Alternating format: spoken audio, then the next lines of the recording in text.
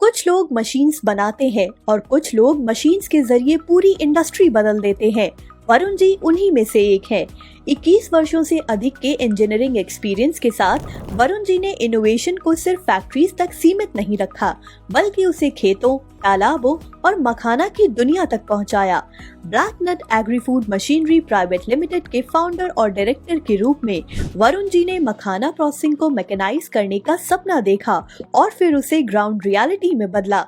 उनका विजन है अगले 5 वर्षों में मखाना इंडस्ट्री का 80% ऑटोमेशन, सीड हार्वेस्टिंग मशीन से लेकर semi automatic processing units, startup ready setup से लेकर फुल्ली ऑटोमेटिक प्लांट्स तक। वरुण जी ने मखाना प्रोसेसिंग की सबसे कॉम्प्लेक्स इंजीनियरिंग चैलेंजेस को सॉल्व किया है। उनके लिए इनोवेशन का मतलब है एफिशिएंसी के साथ डिग्निटी और टेक्नोलॉजी के साथ सस्टेनेबिलिटी।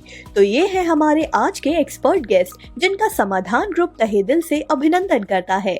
धन्यवाद। इंट्रोडक्शन सर ने दिया। डेफिनेटली हम लोग काफ़ी समय से मखाना प्रोसेसिंग के सेक्टर में काम कर रहे हैं, जहाँ पे डिफरेंट टाइप ऑफ मशीन्स को हम लोगों ने बनाया है स्पेशली मखाना के लिए, और बहुत सारी फूड प्रोसेसिंग मशीनरी के अंदर हम लोग काम करते हैं। सो आज जो है एक सेशन है हमारा मखाना बिजनेस के ऊपर, और स्पेशली हेल्दी स्नैक जो बिजनेस है इसके ऊपर। So I am very thankful for the IIT to give this opportunity to मी।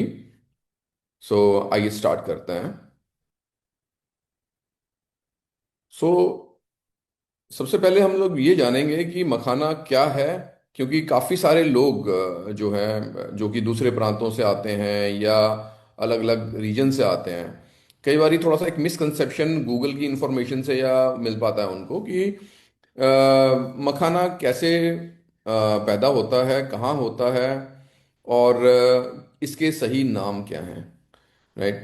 तो सबसे पहले मैं बताना चाहता हूँ कि इसका नाम, ये एक एक्वेटिक क्रॉप है जिसको बॉटनिकल लैंग्वेज में यूरेल फिरॉक्स कहते हैं। हिंदी में या फिर बिहार में जहाँ पे ये सबसे ज़्यादा मिलता है, इसे हम मखान बोलते हैं। इसके प्लांट को, इसके जो पौधा होता है जो कि पानी में होता है, इसको मखान बोला जाता है लोकल लैंग्वेज में। और लोटस ये बिल्कुल भी नहीं होता, ये सब लोग जान लें, क्योंकि काफ़ी सारे पैकेट्स पे, गूगल पे अगर आपको मिलेगा तो लोटस सीड मिलेगा या लोटस के रिगार्डिंग मिलेगा, या फिर हमारे काफ़ी सारे ब्रांड्स भी हैं जो लोटस का नाम यूज़ करते हैं इसके लिए। तो ये लोटस नहीं है, ये लोटस की ही एक प्रजाति है।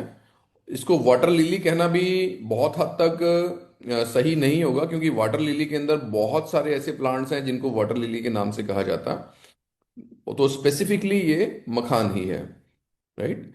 सो मखाना एक जो है बहुत ही हेल्दी प्रोडक्ट है, लो कैलोरी है, हाई प्रोटीन स्नैक है, और फाइबर काफ़ी ज़्यादा है, एंटीऑक्सीडेंट्स जो हैं इसके अंदर काफ़ी ज़्यादा रहते हैं। और यही सब कारण है कि आज हम लोग जो ये सेशन कर पा रहे हैं इसकी बढ़ती हुई डिमांड को देख के। तो यही इसके पीछे रीज़न है कि इसको सुपर फूड कहा जाता है। प्लेन रोस्टेड मखाना जो है ये काफ़ी ज़्यादा हेल्दी फॉर्म है इसके खाने की। इसका जो मखाना को आप रोस्ट करके सॉल्ट के साथ या घी के साथ में इसको खाते हैं जो, और साथ ही इसी हेल्दी फॉर्म को पैकेट में कैसे हम लोग डिलीवर कर पाएं उन लोगों के लिए जिनके लिए थोड़ा सा ये मुश्किल रहता है कि घर में किचन में लेके आएंगे उसको और कढ़ाई से में जाके उसको रोस्ट करेंगे और प्रॉपर कंडीशन हीटिंग सिस्टम में उसको लगा के प्रॉपर एक खाने लायक स्वाद जो है बनाएंगे। तो इसी प्रॉब्लम को हमारी जो स्नैक इंडस्ट्री है वो सॉल्व कर रही है कि एक हेल्दी फूड आपको जो है प्रोवाइड कर रही है, जहाँ की मार्केट के अंदर बहुत सारे चिप्स, आलू के और दुनिया भर के जो ऐसी अनहेल्दी चीज़ें आ रही हैं। तो डेफिनेटली ये एक अच्छी पहल है इस इंडस्ट्री के द्वारा, जो कि एक हेल्दी चीज़ को आपको रेडी टू ईट फॉर्म में आपको यहाँ पे ला के दे रहे हैं। तो ये थोड़ा सा ब्रीफ था मखाना के ऊपर।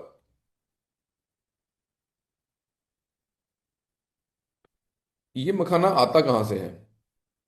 देखिए, ये भी थोड़ा सा हमें जानना जरूरी है इस इंडस्ट्री में एंटर करने से पहले, क्योंकि प्रिक्योरमेंट अल्टीमेटली वहीं से होनी है जहां पे इसकी पैदावार है। तो ये स्लाइड मैंने स्पेशली इसीलिए रखी है ताकि आप समझ पाएं कि ये मखाना मिलेगा कहाँ और कैसे इसको आप ट्रांसपोर्ट करके अपने यहाँ तक लेके आ सकते हैं। तो जैसे मैंने यहाँ लिखा हुआ है, आप लोगों को दिख रहा होगा कि नॉर्थ बिहार, बिहार भी लोग बोल देते हैं, बट नॉर्थ बिहार जो कि जिसमें डिस्ट्रिक्ट्स आते हैं आपके दरभंगा, मधुबनी, अररिया, सहरसा, सुपौल, खगड़िया, कटिहार, पूर्णिया, किशनगंज और भागलपुर। ये वो मेन डिस्ट्रिक्ट्स हैं जहां पे मखाना कमर्शियली जो है होता है। इसके अलावा भी काफी सारी जगहों पे होता है, लेकिन वो लोग जितने भी हैं वो पर्सनल यूज के लिए या फिर अभी एक्सपेरिमेंटेशन बेसिस पे ही कर रहे हैं। तो मेजर ये 10 डिस्ट्रिक्ट हैं जिसके अंदर मखाना की पैदावार होती है। उसके अलावा वेस्ट बंगाल के अंदर हरिश्चंद्रपुर, जो कि मालदा डिस्ट्रिक्ट का एक टाउन है, यहाँ पे होता है। मालदा में और कहीं पे भी नहीं होता। ये कमर्शियल लेवल पे और बहुत ही बड़े स्केल पे ये है, हरिश्चंद्रपुर के अंदर काम हो रहा है। छत्तीसगढ़ के अंदर धमतरी एक ऐसा एरिया है जहाँ पे कमर्शियल लेवल पे काम शुरू हो चुका है। लगभग 400 से 500 एकड़ लगभग खेती यहाँ पे हो रही है ऑलरेडी, क्योंकि इसके एक्सपेरिमेंट्स अभी रिसेंटली ही पूरे हुए हैं। तो अभी ये एक्सपेंशन स्टेज में है, और जहाँ तक मेरा अनुमान है यहाँ पे करीबन करीबन अगले 2 सालों में करीबन 3 से 4 हज़ार एकड़ जो है यहाँ पे एरिया एक्सपैंड हो जाएगा। Parts of Orissa, Assam, Manipur in areas के अंदर भी हो रहा है, बट अभी एक्सपेरिमेंटल स्टेज में है, या फिर अब लोग अपने सेल्फ यूज के लिए इसको उगाने की कोशिश कर रहे हैं। एक बहुत अच्छी पहल यूपी के अंदर हुई है पिछले कुछ टाइम के अंदर, मतलब लगभग 3 साल से ये कोशिशें जारी थी। फाइनली लास्ट ईयर जो गवर्नमेंट ऑफ यूपी है, इन्होंने स्पेशली योगी सरकार ने जो ये स्टेप्स लिए हैं और किसानों को 14 डिस्ट्रिक्ट्स के अंदर इसको लाने के लिए कहा है, जिसमें आजमगढ़ डिस्ट्रिक्ट है, डिवीजन है, जिसमें आते हैं आपके आजमगढ़ आता है, और गोरखपुर डिवीजन है जिसमें गोरखपुर, महाराजगंज, कुशीनगर, देवरिया, और वाराणसी डिवीजन में वाराणसी, चंदौली, गाजीपुर, बस्ती डिवीजन में आपका सिद्धार्थ नगर, संत कबीर नगर, और अयोध्या डिवीजन में आपका अयोध्या, सुल्तानपुर, बाराबंकी, प्रयागराज में आपका मेन जो प्रयागराज डिवीजन है, एरिया है, वो मिर्ज़ापुर। तो ये सारे वो एरियाज हैं जहाँ पे मतलब 5-5 एकड़ की एक एक्सपेरिमेंटेशन ऑलरेडी स्टार्ट करवा दी गई है। और डेफिनेटली हमें लगता है कि इसमें से काफ़ी सारे डिस्ट्रिक्ट्स के अंदर हमें इसकी मास प्रोडक्शन देखने को मिले आने वाले 1 से 2 सालों के अंदर। तो ये हमें जानना जरूरी है, क्योंकि जब भी हम लोग मखाना किसी भी कार्य फूड प्रोसेसिंग का काम करते हैं तो हमें कच्चा माल कहाँ से मिलेगा वो अभी हमें जानना जरूरी होता है। थोड़ा सा समझना ये भी होगा हमारे को कि ये बनता कैसे है, क्योंकि अगर हम लोग स्नैक की बात करें तो डेफिनेटली हमारा मखाना जो है हमारे लिए एक कच्चे माल के रूप में मिलेगा हमारे को। और कहीं ना कहीं हमारी जो कॉस्ट है प्रोडक्ट की, वो भी हमारे कच्चे माल की कॉस्ट पे डिपेंड करती है। तो ये सारे बातें हमें पता होनी चाहिए कि ये कहाँ से आता है, क्या उसकी ट्रांसपोर्टेशन लगेगी, और किस फॉर्म में वो आएगा, कैसे उसकी पैकेजिंग, किस पैकेजिंग फॉर्म में आएगा। तो ये सारी बातें हमें पता होनी जरूरी होती हैं। तो आइए समझते हैं कि कैसे मखाना बनता है। जैसे आपने देखा कि ये, जैसे मैंने फोटो में आप देख पा रहे हैं, हाथों में ये काले रंग का सीड जो है दिखाया गया है, और साइड में कुछ लोग जो हैं पैरों से इस सीड को वॉश करते हुए नजर आ रहे हैं। कुछ महिलाएं जो हैं इसके सीड को छानती हुई नजर आ रही हैं। तो ये सारे प्रोसेसेस जो हैं इसी काले सीड के ऊपर होते हैं, जिसको ब्लैक नट आजकल लोग कहने लगे हैं। सो आफ्टर इस ये जब खेती जो इसकी होती है, ये आपकी जनवरी से स्टार्ट होती है। जनवरी में इसकी पॉन्ड के अंदर सोइंग होती है। सोइंग होने के बाद में लगभग लगभग आप ये मान के चलें कि मार्च तक आते आते इसके सैंपलिंग्स रेडी हो जाते हैं, यानी कि नर्सरी तैयार हो जाती है। यहाँ से छोटे छोटे पौधों को अलग अलग करके प्रॉपर डिस्टेंस पे पौधा रोपण किया जाता है पॉन्ड्स के अंदर ही, अलग अलग दूरी पे, ताकि पैदावार अच्छी ली जा सके। हालांकि अगर हम बात करें कि इसकी पैदावार नेचुरली जो है, नेचुरल पॉन्ड्स के अंदर तो बहुत ही रैंडम होती है, उसमें कोई दूरी का अंदाजा नहीं होता। और जो ये हमारी जो ब्रह्मपुत्र वाली जो बेल्ट है, जो ऊपर से आ रही है पूरी कोसी से होती हुई, तो ये पूरी बेल्ट के अंदर ही नेचुरली मखाना के सीड्स अवेलेबल हैं। तो ये ऐसा नहीं है कि ये सिर्फ इंडिया में ही हो रहा है। ये आपका चाइना में, इधर से आपका इंडिया में, कुछ पार्ट्स नेपाल में, और उसके बाद आप बात करें फिलीपींस में, जापान में, तो सेम ये चीज़ जो है इस एरिया के अंदर नेचुरली है। बट क्योंकि अभी हम लोग पॉप मखाने की बात कर रहे हैं, तो पॉप मखाना जो है वो सिर्फ इंडिया में ही बना के खाया जाता है, ये इसकी खासियत है। तो जब ये पौंड फसल तैयार हो जाती है, इसके पत्ते बड़े बड़े हो जाते हैं, जुलाई में जब बरसात आती है तब इसकी मैच्योर हो जाते हैं पौधे, और ये पत्ते जो हैं गल के नीचे टूट जाते हैं। और इसका जो फ्रूट होता है जिसके अंदर ये सीड्स होते हैं बहुत सारे, ये सीड्स आपके एक अनार की तरह एक उसके अंदर होते हैं। तो ये फट जाता है उस समय सूख के, और ये जो है उसके जितने भी सीड्स हैं अंदर जो दाने होते हैं ये सारे पॉन्ड के बेड पे बिछ जाते हैं। वहां से इस पॉन्ड के सीड्स को उठाया जाता है। इसको कलेक्शन करने का सिस्टम काफी टिपिकल होता है। हाथ से ये मैनुअली वहां से पॉन्ड से उठाए जाते हैं और एक टोकरी के अंदर बाहर निकाल के, जैसे ये लोग आपको धोते हुए नजर आ रहे हैं, पहले ट्रेडिशनली इसी तरीके से धोता हुआ लोग इसको धोते थे, और आज भी मेजर सेक्टर जो है इसी तरीके से मैनुअली काम कर रहा है। तो इसको धोते हैं। धोने के बाद में इसको सुखाने का काम होता है। इसे सुखाया जाता है धूप में। धूप में सुखाने के बाद में इसको प्राइमरी रोस्ट किया जाता है। जैसे आप देख रहे हैं कि कढ़ाई के अंदर जो है इसको रोस्ट करते हैं, तो कढ़ाई में इसको एक पर्टिकुलर लिमिट तक जो है इसको रोस्ट किया जाता है। उसके बाद इसको 2 दिन के लिए ठंडा होने के लिए छोड़ दिया जाता है। 2 दिन ठंडा होने के बाद में इसे दोबारा से रोस्ट करते हैं, और रोस्ट करते समय ही एक सर्टेन कंडीशन आने के साथ साथ इसको मैनुअली अगर बात करूं तो हथौड़े से तोड़ा जाता है, जिसके कारण पॉप होके ये मखाना बनता है। जैसे हमारा पॉपकॉर्न होता है, पॉपकॉर्न को आप गर्म करते हैं तो उसकी आउटर का जो शेल होता है इतना मुलायम होता है कि वो खुद से ही फट जाता है और मखाने मखाना वो पॉपकॉर्न बन जाता है वाइट कलर का।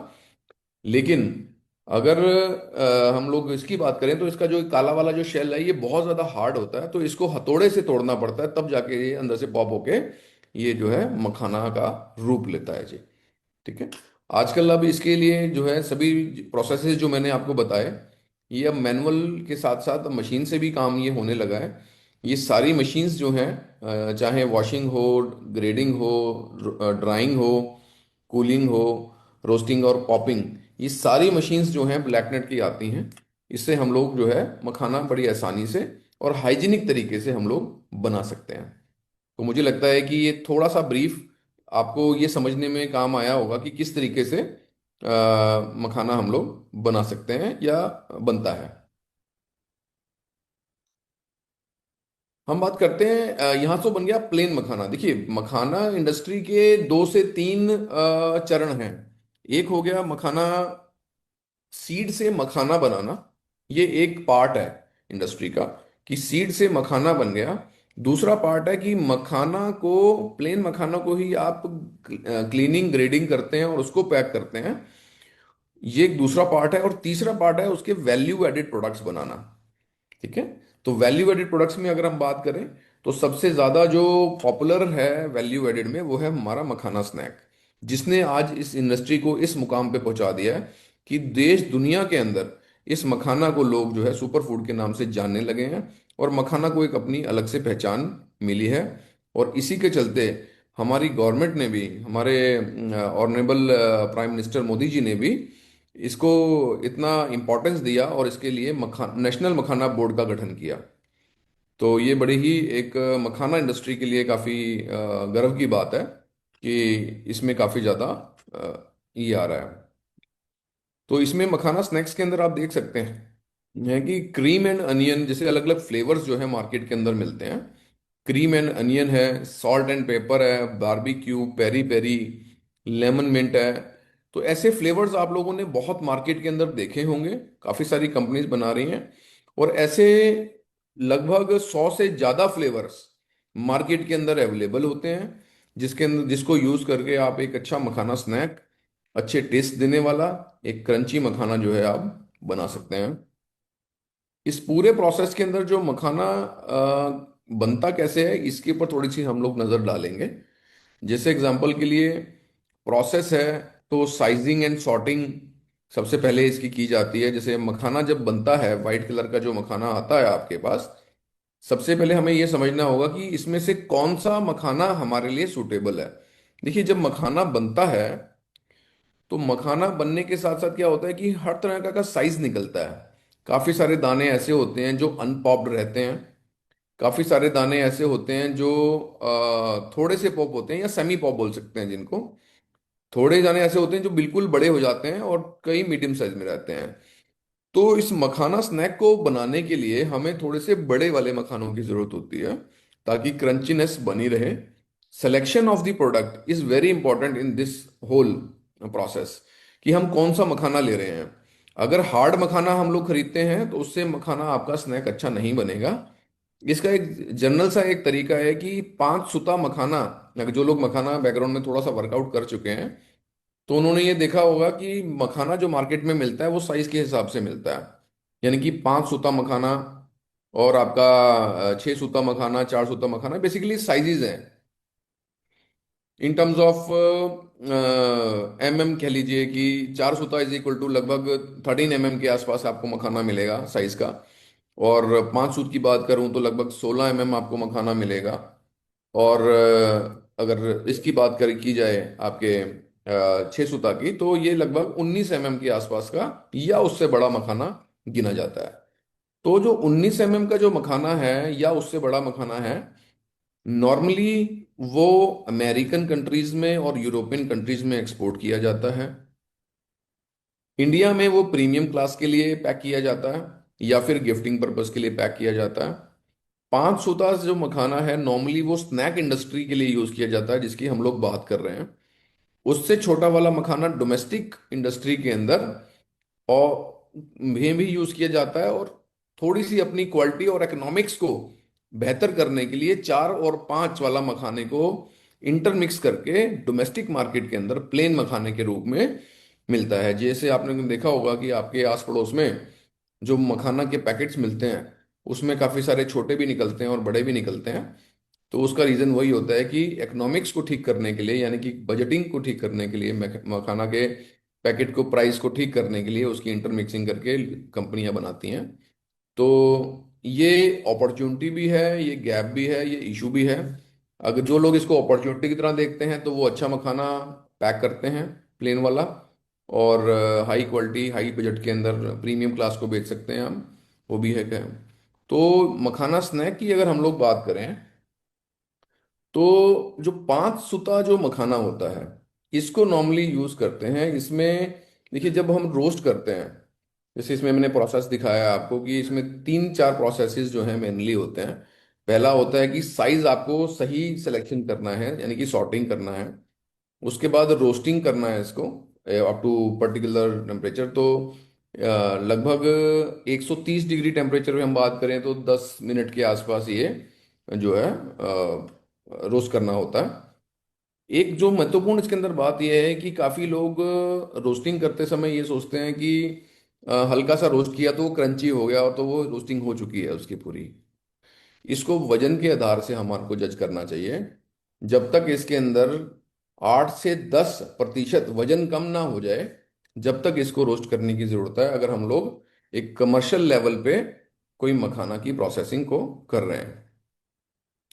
उसके बाद आता है इसका कूलिंग स्टेज, कि इसको गरम गरम कई लोग करते हैं कि गरम एक हांडा ले लिया, उसको गरम किया और उसी में फ्लेवर डाल दिया।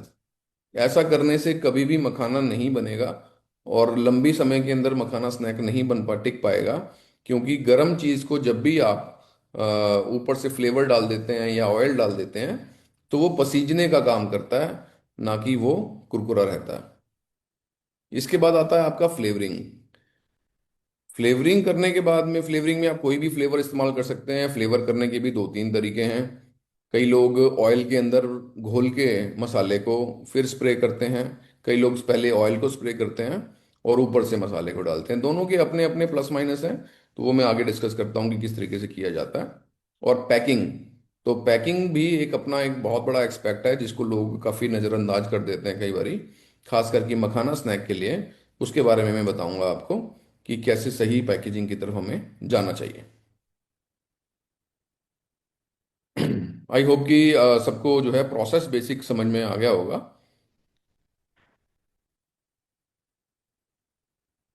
अपॉर्चुनिटी की हम लोग बात करें तो ये मखाना इंडस्ट्री की जो अपॉर्चुनिटी है, ये वाकई में बहुत बड़ी अपॉर्चुनिटी हम इंडियंस के पास है। इंडियंस इसलिए बोल रहा हूँ क्योंकि जैसे मैंने बताया आपको कि इंडिया ही एक ऐसी कंट्री है जहाँ पे पॉप मखाना बना के यूज किया जाता है।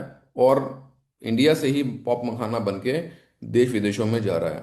यानी कि चाइना या जो ऐसी कंट्रीज हैं वो हमारे लिए जो कंपटीशन का काम करती हैं बाकी सभी फूड प्रोडक्ट्स में या फिर किसी हर तरह के इंडस्ट्रियल प्रोडक्ट्स में, वहाँ पे हमारी वो बाधा नहीं है। किसी को भी अगर पूरे वर्ल्ड में मखाना चाहिए होगा तो वो इंडिया से ही मिलेगा। और इसलिए ये इंडियन इंडस्ट्री जो है डेफिनेटली बहुत ज़्यादा ग्रो करने वाली है और कर भी रही है। प्लेन मखाना की अगर मैं बात करूं तो पिछले लगभग 5 सालों के अंदर 5 से 7 गुना ये इंक्रीज हुई है। 2026 से 2030 की बात करूं तो लगभग ये 3 से 4 गुना, 4 गुना तो मेरा 100% अनुमान है कि ये इंडस्ट्री ग्रो करने वाली है, जो कि सरकारी आंकड़े भी कह रहे हैं। और सरकार की जो नेशनल मखाना बोर्ड के अंदर जो स्कीम्स आ रही हैं या फिर जो प्लानिंग्स हो रही हैं, तो ये काफ़ी ज़्यादा ग्रो करने वाली है इंडस्ट्री। रोस्टेड एंड फ्लेवर्ड मखाना की बात करें तो इसकी इंडस्ट्री वाकई में बहुत ज़्यादा बूम की है। इसने तो सारे ही रिकॉर्ड तोड़ डाले हैं। लगभग 15 से 20 गुना इंक्रीज हुई है ये इंडस्ट्री। और आने वाले 5 सालों के अंदर भी ये कम से कम आज की इंडस्ट्री से 10 गुना होने का पोटेंशियल ये मार्केट रखती है। एक्सपोर्ट बहुत तेजी से बढ़ रहा है। जैसे कि अभी आपने देखा कि यूके के साथ हमारा फ्री ट्रेड डील हुआ, अभी यूरोप के साथ में हमारा ट्रेड डील हुआ है। तो ये सारे एक गुड साइंस हैं कि हमारी जो इंडस्ट्री है वो किस तरीके से ग्रो करेगी और कैसे ये इंडस्ट्री आगे की तरफ ग्रो, मतलब ग्लोबल जो है ये प्रोडक्ट जा सकता है। रिटेल अवेलेबिलिटी भी इसके कई कारण हैं कि बहुत ज़्यादा अब ये रिटेलिंग होना शुरू हो गया है, लोग प्रोसेस फूड खाने लग गए हैं। इसके कई और कारण भी हैं, जैसे कि हमारे जो दूसरे बिजनेसेस हैं जैसे ई कॉमर्स है और हमारे ब्लिंकिट्स हैं, या हमारा जैप्टो है। इस टाइप के जो प्लेटफॉर्म्स हैं, फ्लिपकार्ट है, अमेजोन है, तो इस टाइप के जो प्लेटफॉर्म्स हैं कहीं ना कहीं ये भी बहुत ज़्यादा कंट्रीब्यूट कर रहे हैं ऐसे प्रोडक्ट्स को जहाँ पे लोग इस ऐसे प्रोडक्ट्स को कंज्यूम करते हैं आउट ऑफ अ ट्रायल, क्योंकि आसानी से अवेलेबल हो जाता है इसलिए, और उसके बाद उनकी हैबिट बन जाती है। तो इसलिए भी ये भी एक बड़े कारण है कि ये इंडस्ट्री बहुत तेजी से ग्रो कर रही है। क्योंकि अदरवाइज अगर आप बाजार जाते हैं, पहले के ज़माने में अगर बात किया जाए कि आप बाजार जाते हैं, वहाँ पे आप लिमिटेड राशन लेके आते हैं और वहाँ पे आपको डेफिनेटली ऐसी जो एग्जॉटिक या हाई वैल्यू जो चीज़ें हैं उनको आप बाय नहीं करते थे। एक नॉर्मल पब्लिक बाय नहीं करती थी, वो अपना राशन लेके जाती थी लिमिटेड पैसों के साथ में। बट क्योंकि अभी अपॉर्चुनिटीज़ मिल रही हैं और सभी लोग मोबाइल से शॉपिंग कर रहे हैं, कभी कुछ मंगा लिया, कभी 150 रुपये का कुछ मंगा लिया, कभी 200 का कुछ मंगा लिया, तो ऐसी हैबिट्स जो डेवलप कर रही हैं खास करके जो मेट्रो सिटीज़ के अंदर, तो ये हैबिट्स ही कहीं ना कहीं ऐसे स्नैक्स को बढ़ावा दे रही हैं।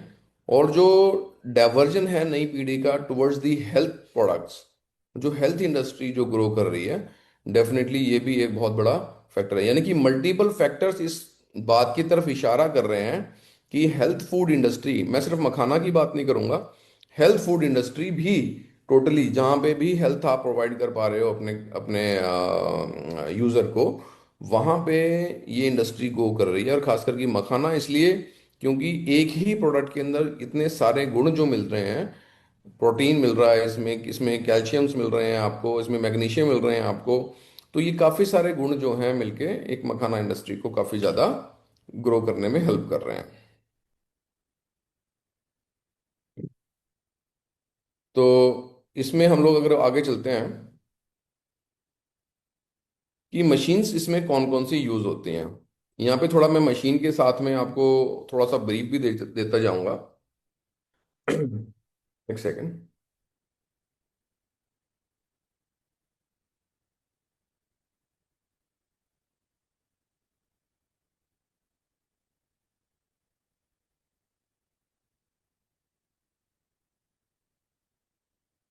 तो ये जो देखिए, जैसे आप देख रहे हैं कि मैंने बताया कि आपको इसमें 3 4 मशीन्स की रिक्वायरमेंट रहती है। तो सबसे पहले अगर हम बात करें कि प्लेन मखाना जैसे मार्केट से आपको मिलता है, जो कि मार्केट में आपको बोरों के अंदर, बिहार से या जिस भी एरिया से मिलते हैं वो बोरों के अंदर आपको मिलते हैं। तो इसमें आपका रोस्टर हो गया, और रोस्टिंग के बाद में कूलिंग ट्रॉली हो गई, और आपके ग्रेडिंग मशीन्स हो गई, हॉलर मशीन्स हो गई, बैंड सीलर है, फ्लैट रिमूवल है। तो ये सारी मशीनों का मैं आपको यूज़ बता देता हूँ अभी। सबसे पहले जैसे मैंने आपको बताया कि किसी भी इसको यूज़ करने के लिए, साइड में है ना, इसी के अंदर।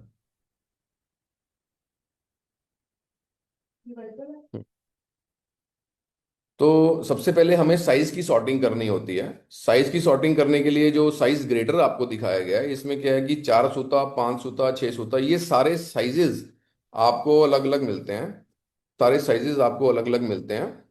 तो इसमें साइज को ग्रेड करने के लिए बड़े आराम से आप ग्रेड कर सकते हैं, और जिस इंडस्ट्री के लिए आपको वो प्रोडक्ट पैक करना है, उस इंडस्ट्री को आप इजीली उस प्रोडक्ट को, उस साइज को आप पैक कर सकते हो। जब हम लोग मैनुअली खरीदते हैं इस मखाना को, मैनुअली बने हुए मखाना को खरीदते हैं, तो इसमें एक प्रॉब्लम आती है। आपको ये भी समझना जरूरी है कि जब आप मखाना खरीदेंगे, क्योंकि कॉस्टिंग पे, ये सारी चीज़ों ने आपकी कॉस्टिंग पे इफेक्ट डालना है। थोड़ा सा समय हम लोग इसके ऊपर इसलिए जरूर ले रहे हैं कि इस इन सब चीज़ों ने आपकी कॉस्टिंग पे असर डालना है। आपने मखाना खरीद लिया किसी के कहने पे 700 रुपये किलो, कि जी 700 रुपये किलो मिल रहा है जी, मेरा मखाना 600 रुपये किलो मिल रहा है, और आपने उनकी बातों में आके जो है मखाना खरीद लिया। तो मखाना जब आपके पास पहुंचा तो आपने देखा कि ये तो मेरे को जो चाहिए था वो मिला ही नहीं। छोटा मखाना, बड़ा मखाना, अनपॉप्ड ठुर्रियाँ और ये सारी चीज़ें आपको मिक्स होके आ गई हैं। एक प्रॉब्लम जो मेजर इस इंडस्ट्री के अंदर आती है वो है फ्लैट्स की। अब जो फ्लैट्स होते हैं वो क्या होता है, जब वो मैनुअली उसको बनाते हैं, बनाते समय ये मखाना फ्लैट हो जाता है। फ्लैट होने के कारण क्या होता है कि वो साइजेस तो एक साइड से बड़ा हो जाता है, लेकिन वो एक सिक्के की तरह बन जाता है। तो वो मखाना एक्चुअली यूजेबल नहीं होता। तो वो नॉर्मल ग्रेडर से, साइज ग्रेडर से अलग नहीं होता, क्योंकि वो बड़े वाले उसमें आ जाता है। तो उसके लिए फ्लैट रिमूवल एक मशीन अलग से लगती है, जिसमें सारे जो कॉइन टाइप के, जो फ्लैट्स टाइप के जो मखाना है वो अलग हो जाते हैं। तो इन बातों का हमें ध्यान रखना होगा। तो यहाँ पे जब आप निकालते हैं तो आपके पास अलग अलग साइजेस बन जाते हैं। 4 सूता का अलग हो गया, 5 का अलग, 6 का अलग हो गया। अब आप चाहें तो अलग अलग इंडस्ट्री को बेच सकते हैं, या फिर जिस कस्टमर के साथ में आपकी डील हो रही है उसको एक क्वालिटी आप बना के दे सकते हैं। हर साइज के परसेंटेज को इंटरमिक्स करके आप अपना पैकेट का साइज, अपने जार का साइज के हिसाब से वो आप बना सकते हैं। और ये अगर आप इंडस्ट्री में जा भी रहे हैं तो आपको थोड़ा सा सर्वे करना भी चाहिए। आपको अलग अलग इंडस्ट्रीज के पैकेट्स खरीदने चाहिए। वहां से आपको देखना चाहिए कि उसके मखाने पैकेट में क्या निकल रहा है और वो किस रेट में दे रहा है। अगर आप इंडस्ट्री में जाना चाह रहे हैं, शुरू कर रहे हैं इस काम को, तो ये चीज़ों को आपको थोड़ा देखना पड़ेगा। फ्लेवर्ड वाले में भी आपको अलग अलग पैकेट्स खरीदने पड़ेंगे, अलग अलग कंपनीज के। तो वहां से भी आपको ये बात पता लगेगी कि किस साइज का मखाना, किस क्वालिटी का मखाना ये यूज कर रहे हैं। क्योंकि काफी सारे जो नए एंटरप्रेन्योर्स हैं वो यहाँ पे एक जोश के साथ आते हैं, क्योंकि एक नए जज्बे के साथ आते हैं। तो यहाँ पे आके उनको एक इशू आता है कि वो क्वालिटी बनाना चाहते हैं, मार्केट को क्वालिटी, अपने कस्टमर को क्वालिटी प्रोवाइड करना चाहते हैं। लेकिन कहीं ना कहीं वो आके कॉस्टिंग पे फंस जाते हैं, क्योंकि वो क्वालिटी बनाते हैं तो कॉस्टिंग नहीं आती, और कॉस्टिंग आती है तो फिर क्वालिटी नहीं आती। तो ये एक बहुत बड़ा चैलेंज होता है हर एंटरप्रेन्योर के लिए, कि वो अपनी एक फिक्स क्वालिटी के साथ में, एक अच्छी क्वालिटी के साथ में, एक बेस्ट प्राइस जो कि मार्केट कॉम्पिटिटिव भी हो, उसको डिलीवर करे। तो उसके लिए ये सारी बातों को ध्यान रखना, छोटी छोटी बातों को, छोटी छोटी कॉस्ट को ध्यान रखना, ये बहुत ही ज़्यादा महत्वपूर्ण हो जाता है कि हमें मखाना कैसा मिल रहा है, हमारे को रॉ मटेरियल कैसा मिल रहा है, कैसे मुझे पैकेजिंग होके मिल रहा है, ताकि जब रॉ मटेरियल आपके पास पहुंचे तो ये भी ना हो कि किसी वो खराब कंडीशन में पहुंच रहे या खराब हो चुका हो, फिर आप उसे यूज कर रहे हो, तो ये सारी बातें भी ना हो। सो अब क्योंकि धीरे धीरे ये मखाना इंडस्ट्री ग्रो कर रही है, तो इस मखाना इंडस्ट्री के साथ साथ और चैलेंजेस भी आ रहे हैं। जैसे कि मखाना, अब एफएसएसआई के नॉर्म्स भी इसके अंदर आ चुके हैं कि किसी भी मखाना के अंदर 10% से ज़्यादा मॉइस्चर कंटेंट नहीं होना चाहिए ड्यूरिंग द पैकिंग। तो मखाना जो ओरिजिनली आपको मिलेगा उसमें 12 से 14% तक आपको मॉइस्चर कंटेंट आएगा, प्लेन मखाना के अंदर भी। तो कहीं ना कहीं ये एफएसएसआई के नॉर्म्स के अगेंस्ट हो जाता है। तो इन नॉर्म्स को हमें फुलफिल करने के लिए या तो ड्रायर्स लगाने पड़ते हैं, या हमें रोस्टर्स की रिक्वायरमेंट होती है। तो रोस्टर्स जैसे मैंने आपको यहाँ दिखाया है, तो रोस्टर के अंदर आपका कुछ परसेंट मॉइस्चर फास्ट जो है वो कम हो जाता है, और उस रोस्टर को आप जो है यूज़ कर सकते हैं एज अ ड्रायर। जहाँ पे आपका मॉइस्चर कंटेंट हल्का सा कम हो जाएगा, आप उसको ठंडा करके पैक कर सकते हैं। तो ये सारी बातों का ध्यान रखना बहुत ज़रूरी हो जाता है। नॉर्मली अभी यहाँ पे जैसे मैंने आपको एक बैंड सीलर मशीन दिखाया है, ये भी काफ़ी सारे कस्टमर्स का या लोगों का एक क्वेश्चन होता है कि लोग फुली ऑटोमेटिक मशीन की तरफ जाना की कोशिश करते हैं। ये एक बड़ी प्रैक्टिकल सी बात है, इसलिए आपको लोगों को बता रहा हूँ मैं कि मखाना जब भी पैक किया जाता है, आपने देखा होगा आपको काफ़ी टाइट पैकेट मिलते हैं मार्केट के अंदर, बिल्कुल एकदम लास्ट तक ठुसे हुए। तो उसमें स्टफ होते हैं बिल्कुल वो। उसका कारण क्या होता है कि मखाना एक तो पहले से ही बहुत ज़्यादा फ्लफी मटेरियल है, यानी कि उसका जो 250 ग्राम का जो पैकेट है वो काफ़ी बड़ा बनता है। और अगर हम लोग फुली ऑटोमेटिक मशीन से उसको पैक करते हैं, तो फुली ऑटोमेटिक मशीन में ऊपर एक खाली जगह चाहिए होती है थोड़ी सी, पैकेट के ऊपर वाली साइड में। तो अगर वो पैकेट फिर और बड़ा हो जाता है, तो ये सारी चीज़ें कहाँ इम्पैक्ट डालती हैं कि पहले तो आपकी पैकिंग कॉस्ट ज़्यादा लगी, उसके बाद वो पैकिंग कॉस्ट ज़्यादा लगने के बाद में आपके डब्बे का साइज ज़्यादा बना, यानी कि आपका कोरोगेटेड जो बॉक्स है वो बड़ा बनेगा। उसके बाद फिर वो कोरोगेटेड अगर बॉक्स बड़ा बनेगा, तो आपकी लॉजिस्टिक कॉस्ट, यानी कि आपके एक ट्रक के अंदर वैसे बॉक्सेस काफ़ी कम आएंगे। ठीक है। तो ये छोटी सी एक बात है, ये काफ़ी लोग अभी स्टार्टिंग में नहीं समझ पाते, लेकिन ये एक बहुत ही लंबा इम्पैक्ट डालते हैं, जो कि आपको कॉम्पिटिटिव मार्केट में बनाने के लिए बहुत ज़रूरी होता है। ठीक। आइए मखाना स्नैक मशीनरी के बारे में बात करते हैं, या वैल्यू एडिड के जो मशीनरों में यूज़ कर सकते हैं। देखिए, वैल्यू एडिड में मैं सभी को ये बोलता हूँ कि डेफिनेटली मखाना स्नैक एक बहुत अच्छा प्रोडक्ट है, लेकिन इसके जो छोटे, जो वैल्यू एडिड जो छोटे जो प्रोडक्ट्स हैं इसके, जैसे मैंने आपको बताया कि आपको मखाना स्नैक बनाने के लिए सिर्फ 5 सूत का मखाना चलेगा। 6 सूत का मखाना को आप एक्सपोर्ट कर दोगे, 4 सूत का मखाना और 5 सूत के मखाने को मिक्स करके आप डोमेस्टिक मार्केट में प्लेन में भी दे सकते हो, या उसका स्नैक बना सकते हो। राइट। लेकिन जब उससे छोटा निकलेगा तो क्या करोगे आप?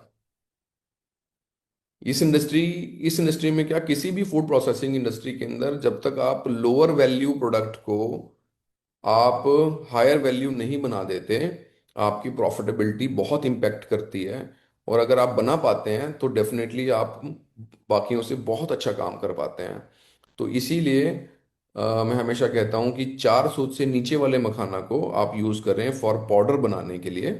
उसमें भी दो कैटेगरीज होती हैं, एक जो ठुर्री ब्राउन कलर की रहती है वो, और एक जो वाइट कलर के मखाना रहते हैं वो।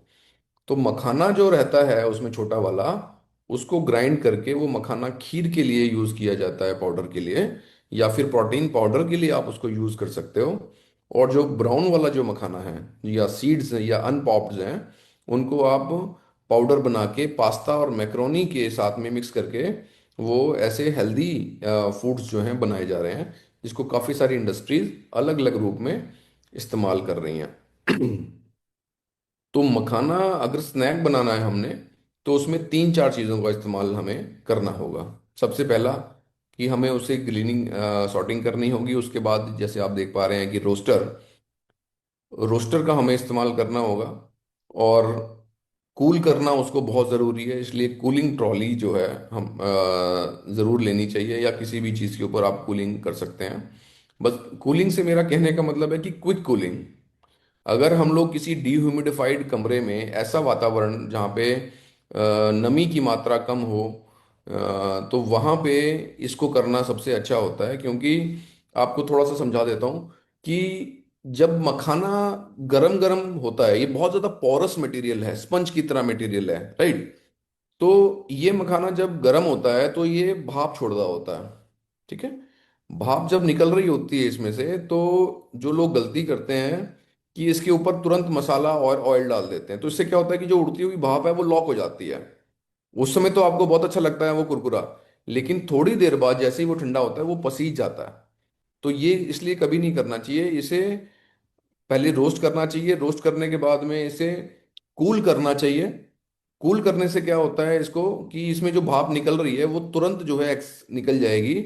और जो मखाना है आपका रोस्टेड किया हुआ, वो बिल्कुल इतना ऐसा हो जाएगा, जैसे समझ लीजिए कि प्यासा बोल सकते हैं जिसको हम लोग, कि बहुत ही ज्यादा थर्स्टी हो जाएगा वो किसी भी चीज को एब्जॉर्ब करने के लिए।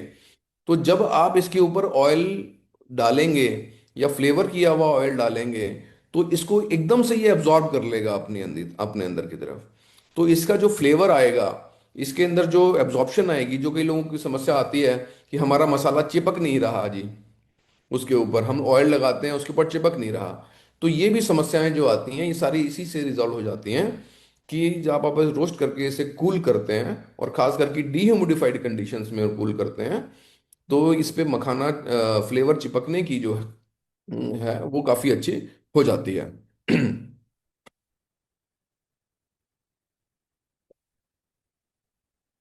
सो फ्लेवरिंग के अंदर भी दो पार्ट आते हैं। एक होता है कि फ्लेवरिंग और एक होता है कोटिंग। तो ये दो अलग अलग बातें हैं। जब भी हम लोग नमकीन फ्लेवर की बात करते हैं या सॉल्ट्स की बात करते हैं, तो हम लोग बात करते हैं फ्लेवरिंग पैन की, जिसमें मटेरियल को ऊपर की तरफ उठाया जाता है, गिराया जाता है, उठाया जाता है, गिराया जाता है, ताकि वो अच्छे से मिक्स हो जाए। जो कि जो फ्लेवरिंग पैन के अंदर काम होता है। कोटिंग पैन के अंदर क्या काम होता है, जब भी आपने कोई शुगर कोटिंग करनी होती है किसी चीज़ को, या चॉकलेट कोटिंग करनी है, या आपने कोई जैगरी की कोटिंग करनी है, तो आपको कोटिंग पैन यानी कि बिल्कुल राउंड वाला, एकदम हांडी टाइप राउंड वाला लेना होता है, जिसको कोटिंग पैन बोला जाता है। तो कोटिंग उसी के अंदर होती है। तो ये थोड़ा सा ध्यान रखने वाली बात रहती है। बाकी ये मेन तीन प्रोसेसेस हैं। और इन तीन प्रोसेस के बाद में इमीडिएटली जो आपका मखाना बना हुआ है, इस मखाना को आप तुरंत जो है एक बड़े बड़े पॉलिथीन्स में पैक करके रख देते हैं, और अपनी सुविधा के अनुसार घंटे 2 घंटे के अंदर या 3 घंटे के अंदर उसको छोटी छोटी पैकिंग्स में पैक कर लेते हैं। लेकिन उस समय इसको तुरंत आपको एक बड़े पैकेट के अंदर पैक करके ही रखना चाहिए। ठीक है जी। अब आती है पैकिंग की बात। तो पैकिंग के अंदर मोस्ट जो यूज होने वाली मखाना के अंदर पैकिंग्स हैं, उसमें है आपका स्टैंडी पाउच, और उसके बाद आता है आपका कैन, जो प्लास्टिक के कैन्स आते हैं, या फिर आपके जो है पेपर कैन्स, जैसे कि आपके प्रिंजल के चिप्स वाला आते हैं, उस टाइप के पेपर कैन्स आते हैं जो। ये तीन चार तरह की पैकिंग्स जो हैं मोस्ट पॉपुलर हैं हमारी मखाना इंडस्ट्री के अंदर, क्योंकि ये सेल्फ लाइफ को भी काफी ज्यादा मेंटेन करके रखते हैं, और सेल्फ लाइफ को भी काफी ज्यादा मेंटेन करके रखते हैं, और इस सेल्फ लाइफ को मेंटेन करने से ही जो है आपका ये प्रोडक्ट है, ये चल पाता है। तो पैकिंग की तरफ स्पेशल ध्यान दें अपना।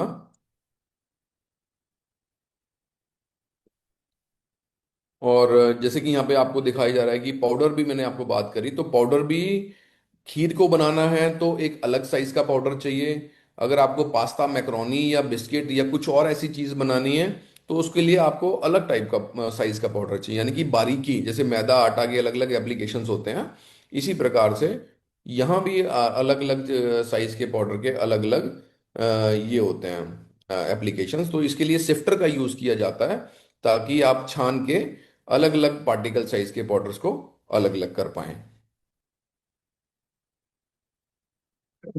आइए समझते हैं थोड़ी इसकी इकोनॉमिक्स के भी, किस तरीके से मखाना इंडस्ट्री हमारी काम करती है, और कैसे इसके अंदर हम अपना बिजनेस बना सकते हैं, कैसे हम इसमें से प्रॉफिट जनरेट कर सकते हैं। देखिए इसमें क्या है कि प्लेन मखाना मार्केट में अगर आप सीजन के दौरान खरीदेंगे, तो आपको बड़े आराम से 700 से 800 रुपये केजी जो है मखाना बिहार से मिल जाएगा। बिहार का नाम मैं इसलिए ले रहा हूँ क्योंकि 90 टू 95% जो प्रोडक्शन है वो बिहार के अंदर ही होती है, और मैक्सिमम ट्रेडर्स या प्रोसेसर जो हैं बिहार के अंदर ही बैठे हुए हैं। तो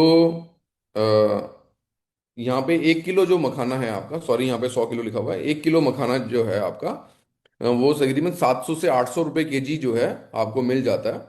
और इस बार तो वैसे कमाल हो गया था कि मार्केट में मखाना काफी लोगों ने बेनिफिट भी उठाया है इसका। कुछ समय के लिए 600 रुपये के आसपास भी मखाना आ चुका था। अब हम लोग जब बात करते हैं कि 600 से 800 रुपये, तो इसका मतलब क्या होता है कि मखाना आपको बोरियों में मिलेगा, और वो बोरी जो है वो भी आपको शायद एक्स्ट्रा कॉस्ट में वो देगा, मांगेगा आपसे। तो अगर मैं बात करूं कि जैसे एग्जांपल ये 800 रुपये मखाना है, तो वो वहां से अगर बिहार से खरीदेंगे, तो बोरी के 60-70 रुपए वो आपसे एक्स्ट्रा ले सकता है। उसमें भराई के आपसे 20 रुपए एक्स्ट्रा ले सकता है पर केजी या पर बोरा। तो ऐसा करके वहां से आपको एक डील मिलेगा जिसके अंदर सभी तरह के साइजेस मखाना के आपको मिलेंगे। उसमें ठुर्री भी मिलेगी आपको, छोटा भी मिलेगा, बड़ा 6 सूता भी मिलेगा। तो आपको हमेशा खरीदते समय इस बात का ध्यान रखना है कि वहां पे जब आप खरीदें तो एक बारी उनका माल को क्रॉस चेक कर लें।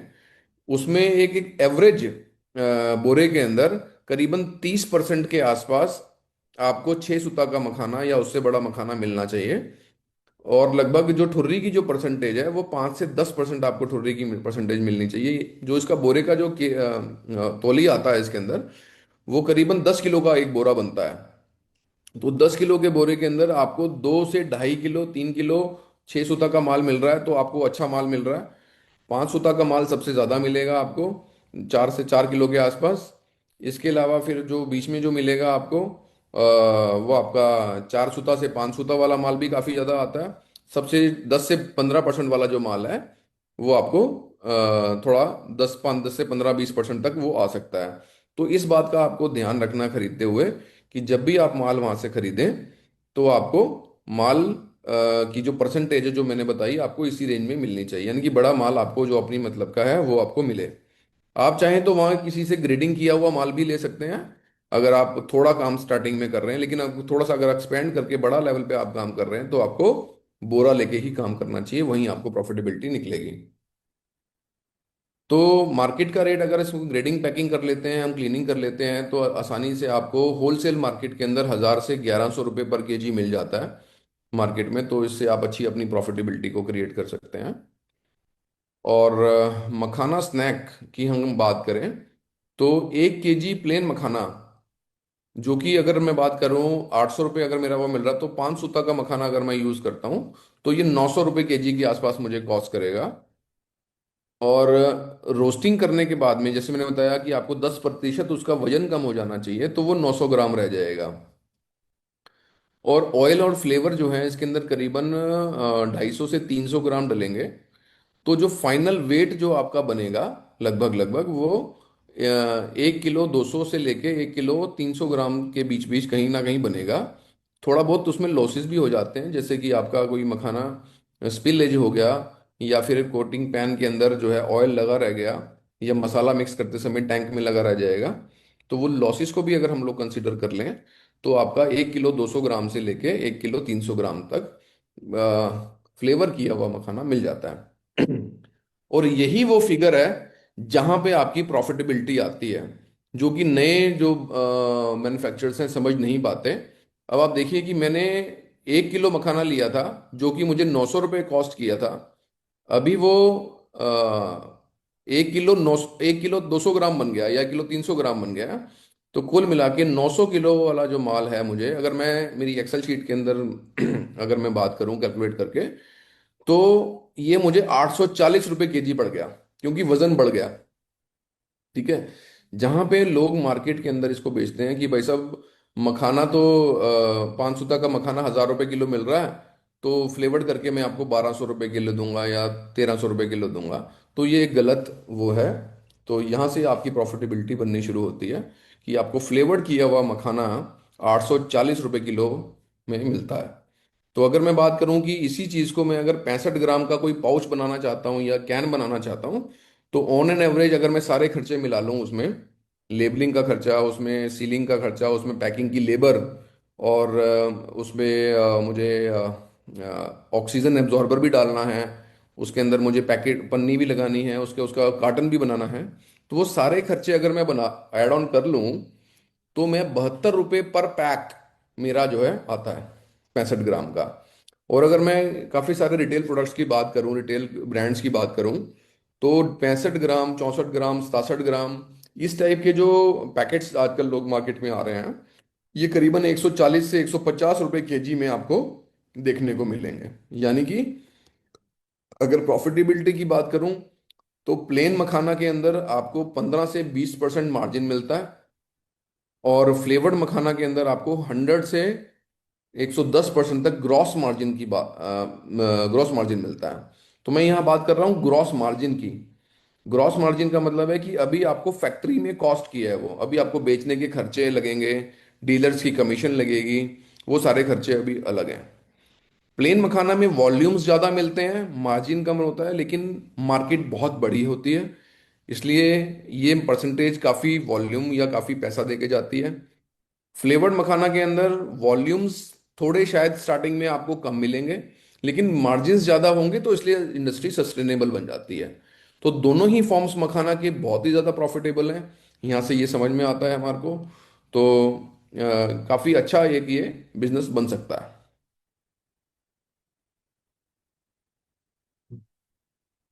इस इंडस्ट्री को लगाने के लिए हमें लाइसेंसेस कौन कौन से चाहिए होंगे?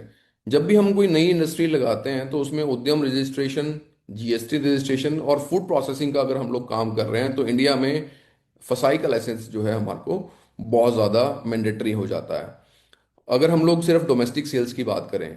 बट अगर हम लोग इंटरनेशनल सेल्स में भी जाना चाहते हैं तो ये सारे सर्टिफिकेट के साथ साथ हमें इंपोर्ट एक्सपोर्ट कोड, अपेडा का रजिस्ट्रेशन, अपेडा एक संस्था है जो कि एक्सपोर्ट को प्रमोट करती है, फूड खाद्य सामग्री के एक्सपोर्ट को, और वही सारे लाइसेंसेस के लिए मान्य रखती है। तो अपेडा का रजिस्ट्रेशन है, certification as per the importing country, किस कंट्री में आप भेजना चाह रहे हैं। अगर आप गल्फ कंट्रीज में भेजना चाह रहे हैं तो आपको हलाल का सर्टिफिकेट चाहिए होगा, या अगर आप यूरोपियन कंट्रीज में जा रहे हैं तो आपको अलग टाइप का चाहिए होगा। जैसे अगर आप चाइना भेजते हैं तो आपको जीएसीसी का लाइसेंस चाहिए होगा। तो ऐसे अलग अलग लाइसेंसेस आपको कंट्री के हिसाब से देने होते हैं। और इसके अलावा क्वालिटी सर्टिफिकेशंस जैसे कि आईएसओ 22000 या HACCP लाइसेंसेस आपकी रिक्वायरमेंट होती है। तो कितनी कॉस्ट से इस काम को हम लोग शुरू कर सकते हैं? देखिए, प्लेन मखाना का काम शुरू करने के लिए हमें, अगर शुरू ही करना है हमने जस्ट फॉर द स्टार्टिंग, तो हम लोग, जैसे मैंने बताया कि आपको साइज की ग्रेडिंग करनी होती है, तो 50,000 के आसपास एक बैंड सीलर आ जाएगा आपका, और साथ में कुछ छलनियाँ आ जाएंगी साइज के लिए। तो मैनुअली उनको आप ग्रेडिंग करके, आप पैक करके, आप बड़े आसानी से मार्केट के अंदर अपना प्रोडक्ट को बेचना शुरू कर सकते हैं। लेकिन अगर कमर्शियल स्केल पे बात करें, एक अच्छी क्वांटिटी की अगर आप बात करें, तो उसमें 10 1 लाख रुपए की मशीनरी, जिसमें ग्रेडिंग, फ्लैट रिमूवल और पैकिंग मशीन, ये सारी मशीनें आपकी 10 1 लाख रुपए के अंदर आ जाती हैं, जिससे आप अपना प्लेन मखाना का काम को शुरू कर सकते हैं। मखाना की स्नैक अगर बनाना है आपको, तो प्लेन के साथ साथ अगर आप वो भी जोड़ना चाहते हैं, तो 5 1 लाख रुपए में आपका रोस्टिंग मशीन और कूलिंग ट्रॉली, फ्लेवरिंग पैन, उसके बाद ऑयल को फ्लेवर के साथ में घोलने के लिए स्लरी टैंक, और स्प्रे करने के लिए उसको एक स्प्रे गन, ये सारी चीज़ें आपको जो है लगभग 5 1 लाख रुपए में प्लस जीएसटी के साथ में आपको मिल जाती हैं आसानी से। सो ये था मेरा अभी ब्रीफ, जिसमें हम लोग मखाना इंडस्ट्री की बात की। तो इसमें मैं बहुत बहुत धन्यवाद करना चाहूँगा हमारे आईआईडी का, जिन्होंने ये अपॉर्चुनिटी दिया हमारे को, जहाँ पे मखाना के बारे में बताने का ये मुझे मौका मिला। सो मौसम सर से मैं रिक्वेस्ट करूँगा कि सर, इसके बारे में अगर आप आईआईडी के बारे में कुछ बताना चाहते हैं, स्कीम्स के बारे में, तो बताएं। और अगर आप चाहें तो मैं पहले क्वेश्चन आंसर्स भी ले सकता हूँ। अधिक जानकारी के लिए आप हमारी वेबसाइट www.iid.org.in पर भी विजिट कर सकते हैं।